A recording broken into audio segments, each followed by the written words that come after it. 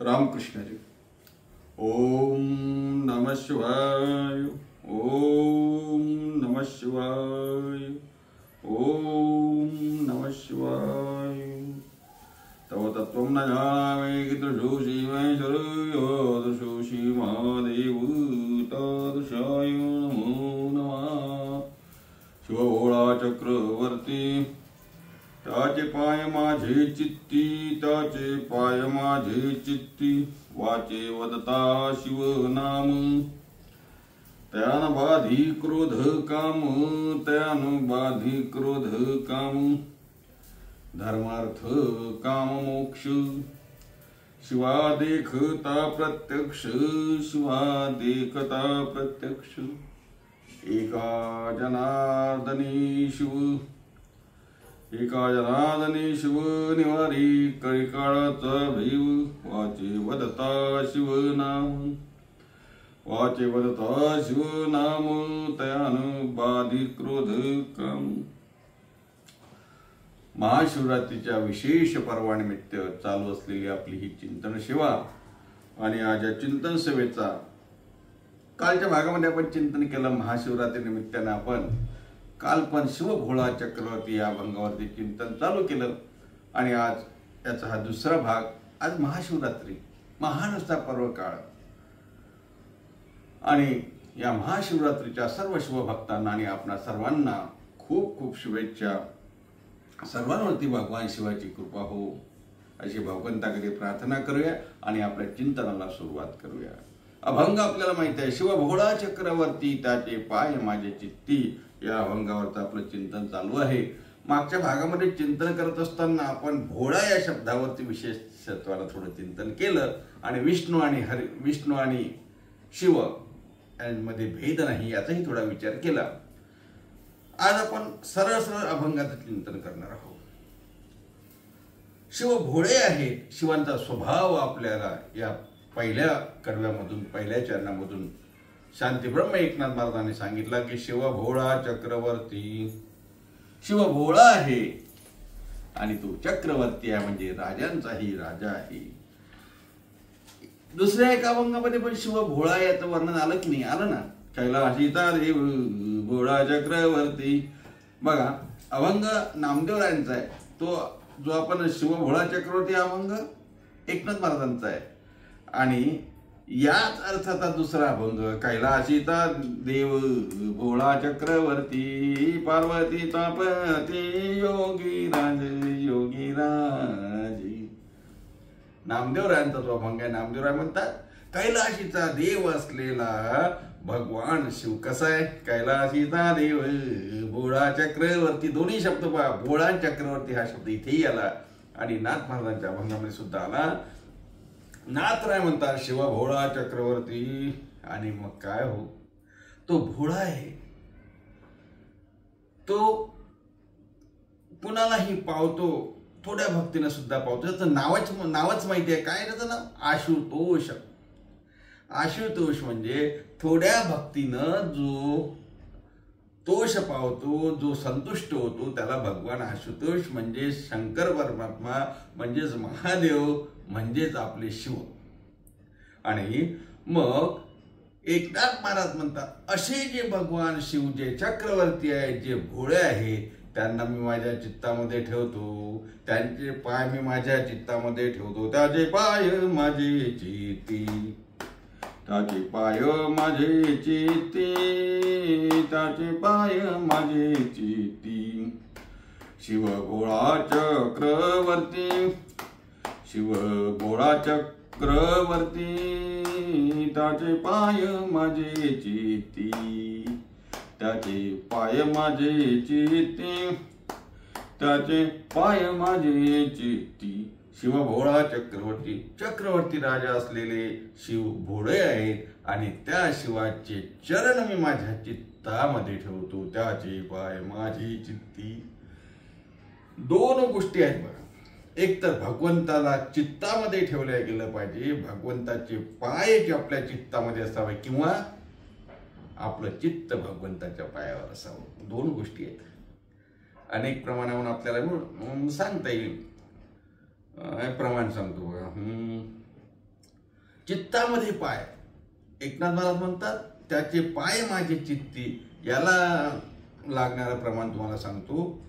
चित्ती तुझे पाय डोळा रूपाचे ध्यान. काकाळ आरतीच्या अभंगामध्ये आलं की नाही, उपाळ्यांमध्ये वगैरे. चित्ती तुझे पाय डोळा रूपाचे ध्यान,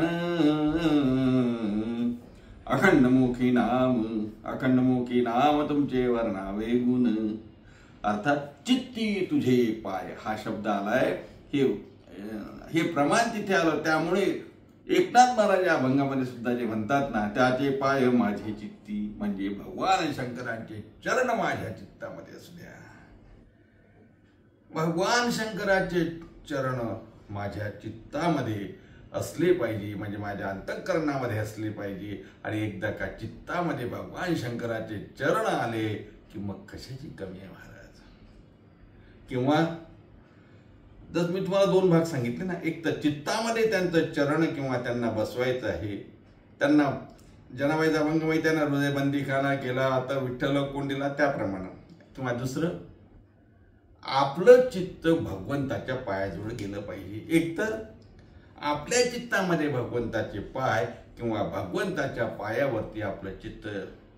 आणखी एक प्रमाण सांगतो त्या दृष्टीनं, माझे चित्त तुझे पायी, नाही का, माझे चित्त तुझे पायी, माझं चित्त तुझ्या पायावर, तुझे पाय माझे चित्ती किंवा माझे चित्त तुझ्या पाया, काही घ्या कसंही घ्या. एकनाथ महाराज या ठिकाणी म्हणतात, शिवभोळा चक्रवर्ती त्याचे पाय माझे चित्ती. भगवान शिवाचं स्वरूप भोळे आहे, चक्रवर्ती आहे सांगत असताना अशा शिवाचं, अशा शंकराचे पाय मी माझ्या चित्तामध्ये धारण करतो, म्हणजे मी त्याची भक्ती करतो, त्याला मी हृदयस्थ केलं असा त्याचा अर्थ होतो. आणि मग भगवान शंकर या शिवाला चित्तामध्ये ठेवल्यानंतर सुद्धा त्याचं नामस्मरण करावं हे सांगत असताना दुसऱ्या चरणामध्ये सांगतात, वाचे वदता शिव नाम, वाचे वदता शिव नाम, वाचे वदता शिव नाम, त्यान बाधी क्रोध काम, त्यान बाधी क्रोध काम, वाचे वदता शिव नाम, वाचे वदता शिवनाम, त्यान बाधी क्रोध काम. इथे शिवाच्या नामाचा इथे महिमा एकनाथ महाराज सांगतात. आपल्या वाचेनंतर शिव शिव शिव शिव शिव शिव जर म्हटलं तर काय होईल, त्यान बाधी क्रोध काम. क्रोध आणि काम याची बाधा आपल्याला होणार नाही. कशाने? का वाचे वदता शिवनाम, शिवाचं नामस्मरण केलं, ओम नमः शिवाय ओम नमः शिवाय ओम नमः शिवाय असं जर म्हटलं तर काम आणि क्रोध आपल्याजवळ येणार नाही महाराज. काम तर येणारच नाही ना हो. कसं येईल काम मला सांगा? ज्याची तुम्ही भक्ती करता, ज्याचं नामस्मरण करता, तो आहे कसा? संन्यस्त आहे महाराज, वैरागी आहे. किती वैरागी आहे तो? अहो त्यांनी सर्वाचा त्याग केला आहे. तो योगी आहे. किती योगी आहे? अहो त्याचं वर्णन आपण रूपाचं वर्णन काल बघताना सांगितलं ना तुम्हाला. कसा आहे तो? अहो त्यांनी संसार तर सोडला, जगत तर सोडलं, पण राहतो कुठं? व्याघ्रचर्मधारी स्मशानी राहिला, व्याघ्रचर्मधारी स्मशानी राहिला, संगेभूत वेळा विराजित. हे भगवान शंकर राहतात कुठे? हे स्मशानात राहतात महाराज. तिथे काहीच नाही, सर्व गोष्टीचा नाश जिथे झालाय आणि त्यानंतर हा देह जिथे जाळला जातो त्याला स्मशान म्हणतात. आणि त्या स्मशानामध्ये म्हणजे सर्वाचा त्याग झाल्यानंतर अशा ठिकाणी संन्यस्त जीवन, अशा ठिकाणी वैराग्य, असे त्या ठिकाणी आमचे शंकरजी आहेत. आणि मग अशा भगवंताचं जर भजन केलं तर मग काम राहील कुठे महाराज? म्हणून नाथ महाराज म्हणतात, तयाना बाधी क्रोध काम. काय बाधा करतात हे क्रोध काम? सांगायची आवश्यकता आहे का? अहो मोठमोठ्यांना नाडलं नाही या कामाने. काम वासनेने इच्छा आकांक्षाच्या तृप्तीसाठी काय काय झालं आपल्याला माहित आहे. अनेक कथा आहेत, पुराणातल्या आहेत, व्यवहारातल्या पण आहेत, अलीकडच्या पण आहे. काय काय हाल झाले आपल्याला माहिती आहे ना. विश्वामित्र, आठवा ना विश्वामित्राचं चरित्र. किती वर्षाचं तप गेलं हो नुसतं मेंढकाला बघितल्याबरोबर. किती वर्षाचं तप गेलं. या कामानं भल्या भल्यांना महाराज नागवलं. आपल्याला माहिती आहे, इंद्रा पडली भगे चंद्र झाला काळ, नाही का. चंद्राला नागवलं, इंद्राला नागवलं. अहिल्या प्रकरण माहिती. आता मी ते प्रकार इथं सांगणार नाही. त्याचं कारण असं आहे की आपल्याला तेवढा वेळ नाही. एखाद्या वेळेस विषय निघाला की ती कथा मी तुम्हाला सांगेल. पण एक लक्षात ठेवा, या कामानं अनेकांना नागवलं. अनेकांचे पुराणामध्ये उदाहरण आले. इंद्र चंद्र महेंद्र यातेची पूजिती जी आहेत ना, हे आपण का पुजतात त्या विष्णूला आपल्याला माहिती आहे. त्याचं कारण असं आहे की काम घालवण्यासाठी इंद्र सुद्धा कामामध्ये त्या ठिकाणी गुंतला. त्याला सुद्धा बाधा झाली, इंद्राला बाधा झाली, चंद्राला बाधा झाली, कुणीच सुटलं नाही. आणि म्हणून हा जर काम आपल्याला सोडायचं असेल तर ज्याने काम सोडलं अशा शंकरजीचं भजन करावं लागेल. म्हणून नाथराय म्हणतात, वाचे वदता शिवनाम तयान बाधी क्रोध काम. क्रोधाचंही तसंच आहे बरं. क्रोध सुद्धा जावा आणि काम सुद्धा जावा. आणि क्रोध जाण्यासाठी सुद्धा भगवान शिवाचं नामस्मरण करावं असं सांगण्यात आलं आहे. मी कालच्या भागामध्ये चिंतन करताना सांगितलं की पहिल्या कडव्यामध्ये शिवाचं रूप स्वरूप सांगितलं, शिवाचा स्वभाव सांगितला की तो भोळा आहे. दुसऱ्या चरणामध्ये त्याच्या नामाचं महात्म्य सांगितलं. आणि तिसऱ्या चरणामध्ये सांगत असताना भगवंतात एकदा का काम क्रोधाची बाधा केली आणि नामचिंतन घडत गेलं की मग भगवत दर्शनाचा योग येईल. त्या ठिकाणी भगवान शंकराचं दर्शन होईल. आणि भगवान शंकराचं दर्शन होण्यासाठी पहिली पायरी काय आहे, त्याचे पाय माझे चित्ती. दुसरी पायरी वाचे वदता शिवनाम त्या अनुबाधी क्रोध काम. आणि मग काय, भगवान शंकराची भक्ती केली तर काय होऊ शकत नाही हे विचारा. म्हणे श्रीमंत होऊ का मी. भगवान शंकराची भक्ती केली तर श्रीमंत होऊ का. हो, जेवढे जगाच्या पाठीवर श्रीमंत होऊन गेले ना पुराणामध्ये बघा, ते सर्व भगवान शंकराचेच भक्त होते. रावणा एवढा श्रीमंत कोणी होता. रावणाची संपत्ती, रावणाची श्रीमंती किती होती महाराज. तुकोबाराने एका अभंगामध्ये वर्णन केलंय ना. संत महात्मे वर्णन करताना रावणाच्या संपत्तीचं वर्णन केलं. रावण हा भगवान शंकराचा भक्त होता. माहिती आपल्याला किती संपत्ती होती.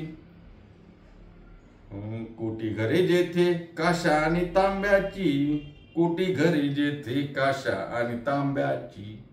कास आणि तांब, तांब्याची 1 कोटी घरं होती महाराज रावणाची. आणि काशाची 1 कोटी घरं होती. कोटी घरे जेथे काशा आणि तांब्याची. आणि मग शुद्ध कांचनाची सप्तकोटी. शुद्ध कांचनाची सप्तकोटी. शुद्ध कांचनाची सप्तकोटी. शुद्ध कांचनाची सप्तकोटी म्हणजे 7 कोटी घरं हे प्युअर सोन्याची होती. आता हिशोब करा तुम्ही. एक घर बांधायला ते काय आपलं 1 BHK 2 BHK नाही. रावणाचे घर बंगल्याच्या बंगले असणार ना. आणि किती टन सोनं लागलंच नाही एका घराला. आणि एका घराला एवढं टन सोनं तर शुद्ध कांचनाची सप्तकोटी 7 कोटी घरं सोन्याची होती, शुद्ध सोन्याची. आता हिशोब तुम्हीच करा, आपलं तर डोकं चक्कर होऊन जाईल भाऊ. किती तोळे सोनं झालं हो. तोळे कुठं घेऊन बसला. किती लाख टन झालं असं म्हणा. आणि मग हिशोब करा, कॅल्क्युलेटर मध्ये मावणार नाही. जाऊ द्या. मी काय सांगतोय हे, भगवान शंकराचे भक्त एवढे श्रीमंत महाराज, एवढे श्रीमंत. बाणासूर बघा, रावण बघा, सर्व श्रीमंत. अर्थात त्याच्या भक्तीनं काय मिळत नाही. जगतामध्ये पुरुषार्थ म्हणून 4 पुरुषार्थ सांगितले. कुठले कुठले. धर्म, अर्थ, काम, मोक्ष. आणि त्यातला अर्थ हा जो पुरुषार्थ आहे तो भगवान शिवाच्या भक्तीनं मिळतोच मिळतो, त्याला काहीही लागत नाही. आता 4 पुरुषार्थ सांगितले म्हणून क्रमानं जर गेलं तर धर्म हा एक पुरुषार्थ सांगितला आहे. शास्त्र सांगते की 4 पुरुषार्थ आहे. धर्म अर्थ काम मोक्ष. धर्मानं वागावं आणि अर्थप्राप्ती करावी. अर्थप्राप्ती कशी करावी? जोडून या धन उत्तम व्यवहारे उदास विचारे वेच करी. धर्मानं वागत असताना अर्थाची पैसा कमावणं वाईट आहे किंवा पैसा कमावणं हे अध्यात्मशास्त्र त्याचा निषेध करते, धर्मशास्त्र निषेध करते असं नाही. माणसाने पैसा कमावला पाहिजे, कारण पुण्य संचय करायचा आहे, साधू संतांची सेवा करायची आहे, तीर्थयात्रा करायची. पैसा लागतो की नाही? लागतो ना. अतिथींना, साधू संतांना दान धर्म भोजन द्यायचं आहे, पैसा लागतो की नाही? पैसा लागतो. जोडून या धन, पण ते धन मिळवावं कसं? बेमानीनं नाही. जोडून या धन उत्तम व्यवहार हा झाला अर्थ. धर्म अर्थ काम म्हणजे इच्छा आकांक्षा. भगवान शंकराच्या भक्तीनं सर्व इच्छा आकांक्षा पूर्ण होतात. धर्म अर्थ काम. काम म्हणजे इच्छा आकांक्षा. अनेकांच्या इच्छा आणि आकांक्षा भगवान शंकराने पूर्ण केल्यात. आपण कालच्या भागामध्ये सुद्धा बघितलं ते किती भोळे आहेत, जे मागाल ते देतो. अनेक कथा आहेत भगवान शंकराच्या. तर तिसरा पुरुषार्थ मी सांगत होतो, धर्म अर्थ काम. काम म्हणजे इच्छा आकांक्षा. आणि सर्वात महत्वाचा, सर्वोत्तम आणि शेवटचा आणि महत्वाचा असा पुरुषार्थ कोणता असेल तर तो मोक्ष आहे. तो मोक्ष सुद्धा भगवान शंकराच्या नामस्मरणाने, त्याच्या दर्शनाने मिळतो. हेच महाराज अभंगाच्या 3ऱ्या चरणात सांगतात. धर्म अर्थ काम मोक्ष.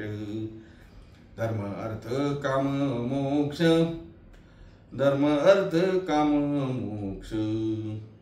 सीमा देखता प्रत्यक्ष. सीमा देखता प्रत्यक्ष. वाचे वदता शिवनाम. धर्म अर्थ काम मोक्ष या 4ही पुरुषार्थाची प्राप्ती भगवान शिवशंकराचं दर्शन झाल्याने होते. आणि म्हणून त्याचं दर्शन व्हावं असं जर वाटत असेल तर वाचे वनता शिवनाम, त्याचं नामस्मरण करावं लागेल. आपल्याला माहिती आहे व्याधाची गोष्ट, महाशिवरात्रीच्या दिवशीची गोष्ट खूप मोठी गोष्ट आहे. मी ते पूर्ण सांगणार नाही, पण आपल्याला माहिती आहे व्याध भिल्ल त्या ठिकाणी जंगलामध्ये गेला. हरणाची शिकार करण्यासाठी तो गेला. आणि हरणाची शिकार करण्यासाठी गेला असताना त्या ठिकाणी हरिण दिसावं, पण हरणाला आपण दिसू नये म्हणून कुठेतरी लपून बसला. आणि लपता लपता एका झाडावरती जाऊन बसला. ते झाड बिल्व म्हणजे बेलाचं झाड होतं. आणि मग दाट अशा झाडामध्ये बसलं, त्याच्यामुळे समोरचं काही दिसत नव्हतं. समोरचं काही दिसत नाही. मग हरण समोर तर दिसावं म्हणून एक एक एक एक झाडाचं पान तो तोडत होता. आणि ते पान खाली पडत होतं.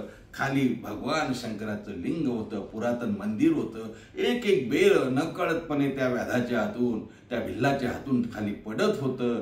दिवस शिवरात्रीचा होता. दिवसभर काही खायला मिळालं नाही, कारण शिकार झाली नव्हती. नेमका दिवस शिवरात्रीचा होता. महाशिवरात्रीचा उपवास घडला. आणि एक एक बेलाचं पान टाकता टाकता 1,00,000 बेलाचं पान टाकले गेले. महाराज आपल्याला माहिती आहे भगवान शंकर प्रसन्न झाले आणि यमांना पाठवलं, जा रे त्याच्याजवळचा.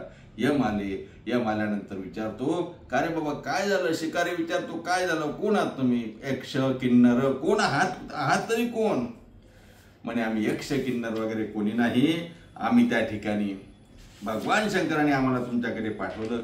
कशासाठी पाठवलं? अरे तू 1,00,000 बेल वाहले ना शंकर. कुठे आहे शंकर? कुठे वाहले?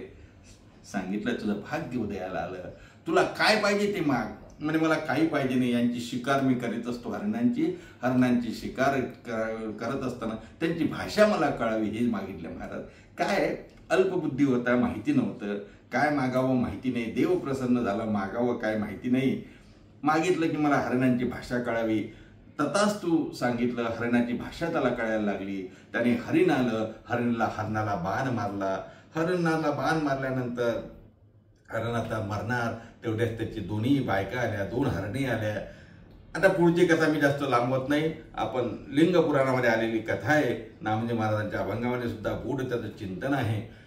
हरिणी आल्या, दोन्ही हरिणी आल्या, रडायला लागल्या, आपल्या हरणाचं चुंबन घ्यायला लागल्या, जवळ गेल्या. त्याला त्याची भाषा कळत होती. कोणाला? कारण आता त्या ठिकाणी वर दिला होता ना की तुला मला भाषा कळू दे. शंकराच्या वरामुळे त्याला भाषा कळायला लागली. हरिणीचं आणि हरणाचं त्या ठिकाणचं प्रेम त्याला लक्षात यायला लागलं. एक दुसऱ्याला बोलायला लागले. पतिराजा, आपण मला सोडून चाललात, आम्ही तरी काय करावं? आम्ही तुमच्या समोर सोबतच येऊ. या व्याधाला सांगू, या भिल्लाला सांगू, आम्हाला ही बाण मार. तेव्हा एक हरिण म्हणते की अरे भिल्ला, अरे व्याधा, आम्हाला बाण मार. आमच्या प्राणनाथाला संपवून काय करतोस? आम्हाला बाण मार. तेव्हा दुसरी हरिणी म्हणते, अगं तू नाही, तू गर्भिणी आहे, तुझ्या पोटात बाळ आहे, तू घरी जा. तुला मारून चालणार नाही, तुझ्या पोटातलं बाळ तुला वाढवावं लागेल. मला मारू दे, मी सती जाते. तेव्हा बाळ पोटात असले हरिणी म्हणजे नाही, तुझे 2 बाळ घरी आहेत, त्यांचा सांभाळ तू कर, मला जाऊ दे. दोघी जणी त्या ठिकाणी आग्रह करतात की मी सती जाईल, तू सती जाईल. हा व्याध त्या ठिकाणी बघतो आणि याला मात्र त्या गोष्टीचं आश्चर्य वाटते. या दोन्ही हरणी मरायला चालल्यात.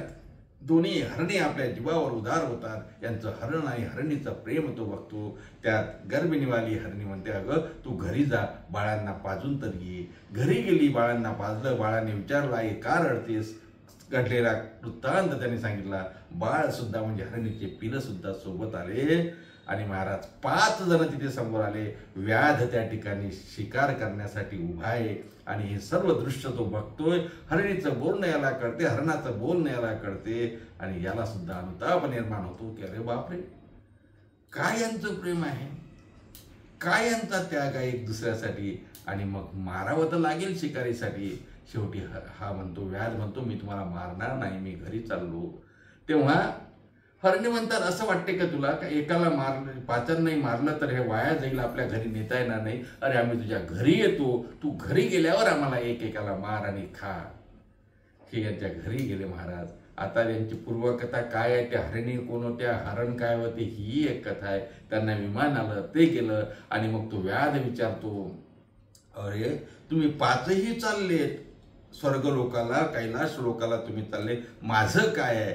त्यावेळेला त्यांनी सांगितलं, अरे तू शिवनामाचा जप केला, शिवनामाचं बिल्वपत्र तू 1,00,000 बेल वाहिलेत, तू शिवरात्रीचा उपवास केला, त्याच्यामुळं तुला हे सर्व माहिती झालं, तुला शिव प्रसन्न झाले. पण एवढ्यावर भागत नाही. मोक्ष आणि मुक्ती पाहिजे ना, मग शिवाचं दर्शन झालं पाहिजे. आणि मग शिवाचं दर्शन करायचं असेल तर पुढच्या शिवरात्रीपर्यंत 1 वर्ष जप कर. वाचे वदता शिवनाम, शिव शिव शिव शिव ओम नमः शिवायचा जप कर.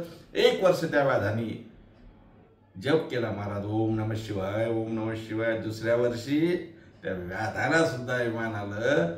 मी का सांगतो आहे, वाचे वदता शिवनामा ठीक आहे, पण दर्शन केव्हा?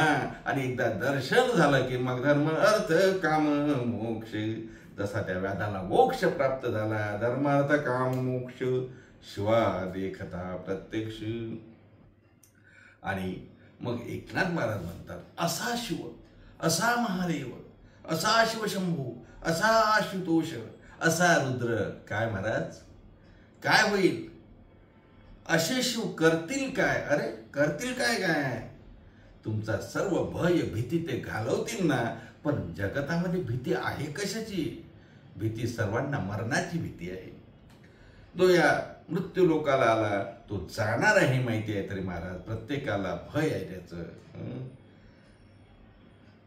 तुकोबांच्या एका अभंगामध्ये आलाय ना, देवाला हाक मारा. कुठपर्यंत? मारा हाका देवा भयाट्टाशे जव काळायशी, नाही का? कारण मरणाची ही तर गाठोडी पदरी, माहिती आहे आपल्याला. मग असं मरण जवळ आहे महाराज. आणि ह्या काळाची प्रत्येकाला भीती आहे. शिव महाराज, शंकरजी महाराज, महादेवजी काय करतात? आपल्या कळीकाराचं त्या ठिकाणी कळीकाळाचा फेर चुकवतात, कळीकाळाचं निर्मूलन करतात. भेव आपल्याला भीती त्याची बाळगू देत नाही, म्हणजे भीतीच राहत नाही. का? एकनाथ महाराज शेवटच्या त्यांना सांगतात, निवारी काळी काळाचा भेव, निवारी काळी काळाचा भेव, निवारी काळी काळाचा भेव, एका जनार्दनी शिव, निवारी काळी काळाचा भेव, एका जनार्दनी शिव, निवारी काळी काळाचा भेव. शिवनामाने, शिवाचं दर्शन झाल्याने, शिवाची कृपा झाल्याने मग काळी काळाची भीती राहत नाही. महाराज राहणार कशी हो? शिवाचं नाव एवढं शीतल आहे महाराज, शिवाचं नाव एवढं गोड आहे, शिवाचं नाव एवढं त्या ठिकाणी पॉवरफुल आहे, एवढं सामर्थ्यवान आहे की तिथे काळी काळ राहणारच नाही. माऊली ज्ञानोबारायांचा एक सुंदर असा भंग आहे. त्यात माऊली म्हणतात, दड दड दड दड दड दड दड दड दुडू दुडू दुडू दुडू, पळ सुटला काळी काळा बापुडिया रे,